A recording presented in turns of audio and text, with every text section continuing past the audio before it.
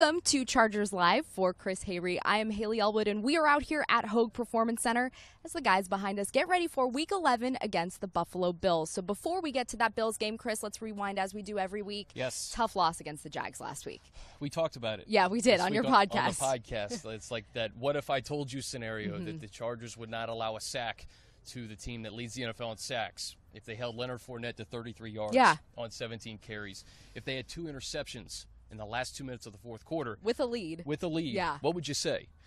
So this is one of those games that's just really hard to figure out. This is a league that is crazy sometimes. And the Sunday, those last 6 minutes of the fourth quarter was the perfect illustration of that. Yeah, nuts. In the locker room after the game, so many guys talked about the need to finish games, and this was another thing we talked about on your podcast. But is it something that's maybe easier said than done? It is easier said than done, but I think the narrative over the past couple of years or 3 seasons, whatever it is that this team has a history of not being able to close games. But I can present evidence a month ago against the New York Giants. On the contrary. And the Oakland Raiders. This team has found a way to close games. They just weren't able to do it against Jacksonville. And just because every game is close doesn't mean that this team can't close games. Totally. Obviously, they did not close the deal Sunday against Jacksonville. There's no 2 ways around that. But this team has proven that they can.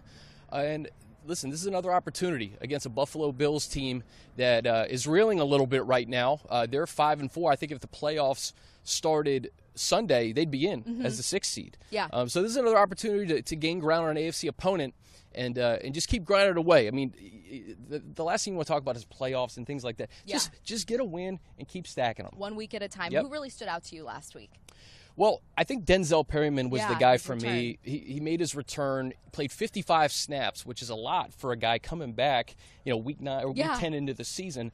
And you saw the difference that he made in that linebacking unit. I think Coach Lynn even said it's just a little bit different when Denzel's in there in terms of leadership. And he played a big role in holding Fournette to 33 rushing yards. So I think Denzel's debut with the team this season was kind of the highlight for me. And then I'm going to go with Austin Eckler. Obviously, he had the fumble at the end of the game there, but his 2 touchdowns were the 2 scores of the game that the Bolts had. He provides a spark when he's in on offense. He does, and that was kind of his breakout game. Yeah. And obviously, I think people are going to point to that fumble critical in the fourth quarter. He's a young player. Yeah. Hadn't been in that situation before. Right. But he was a big reason why the team was in it in the first place. Absolutely. So I was really encouraged by what I saw from Austin Eckler, and I think moving forward, we're going to see a bigger role for him in this offense starting Sunday against the Bills. 100%. And in speaking to the Buffalo Bills, they are the Week 11 opponent. And now we can't talk about this game without talking about the quarterbacks for both of these teams. So let's get to the Chargers first. Head coach Anthony Lynn announced earlier this week that Philip Rivers is in concussion protocol. He is still in that protocol despite practicing and being a full participant in practice yesterday. But if he can't go on Sunday, which he still has to be cleared to go, this is a big deal for Kellen Clemens. Yeah, he's got to be ready, Yeah. and Cardale's got to be ready too. Totally. So this is a week where when Phillips' situation is up in the air, these other guys have to step up. They have to be ready, and we'll see what happens with Phillip. I think we'll know more, obviously, later today going into the weekend. But guys seem to have a lot of confidence in Kellen Clemens. He knows this offense, so if he's thrust into action, I think he'll be ready for the call. This is kind of a dumb question, but how important is it to protect the football, regardless of who is under center for the Chargers? Because this Bills defense is so opportunistic. They are. You're right. They lead the league in turnovers, if I'm not mistaken. Yeah. And you saw that winning formula when the Chargers went on that 3-game winning streak. Philip Rivers took care of the football. He did. So whether it's Philip or Kellen Clemens, you got to take care of the football, really against any team, but especially a team that's kind of reeling on defense. You don't want to give them extra opportunities to score. Yeah, they have a plus 11 turnover differential this season, which I believe also leads the league, so that's impressive. Yeah, it is. Now getting to their quarterback, they made news this week when they announced that rookie Nathan Peterman will get the start over Tyrod Taylor. Also a big deal.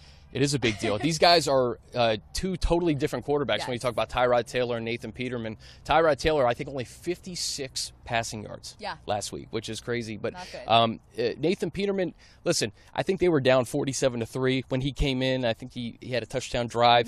You can't take too much from that. No. But he's a guy who's going to sit back there in the pocket. And I tell you, I think the last pass rushing tandem he wants to face is Joey Bosa and Melvin Ingram in his That's debut. a pretty scary dynamic duo there. Going into Sunday, because the Steelers played yesterday, the Chargers are third in the NFL, tied for third in the NFL in sacks. You want to force this rookie into mistakes early. Get some pressure on him, sacks, hits, hurries, make him feel uncomfortable, and hopefully they can get rolling from there. How hard is it to game plan for a guy that you have limited tape on? I mean, we can go back to the end of the preseason where this is a thing, and you're getting ready to prepare for a rookie QB in week 1, but this is week 11. Yeah, and you have like a quarter or less than a quarter to go off of. Yeah. That's the thing. Everybody says, oh, a rookie quarterback, and your eyes light up. Well, guess what? It's probably even harder for Gus to game plan against a guy that you haven't seen before, regardless if he's a rookie or not. But I will say this, a little trivia for you Chargers fans going into Sunday.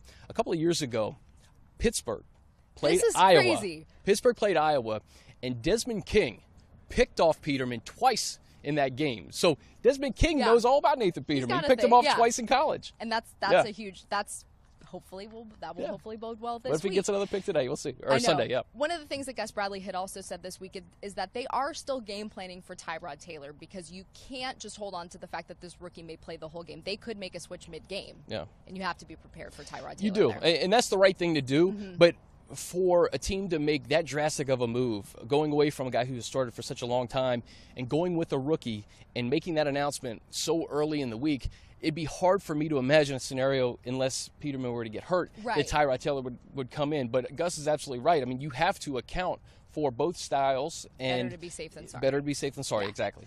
Now, in switching to LeSean McCoy, Shady, how do you contain a guy like that? Well, Gus even said it. Each week is a new challenge at running back. Yeah. And the Chargers have played the run much better over the last month, especially last week with Denzel Perryman coming back. The old Leonard Fournette to 33 yards, 17 carries.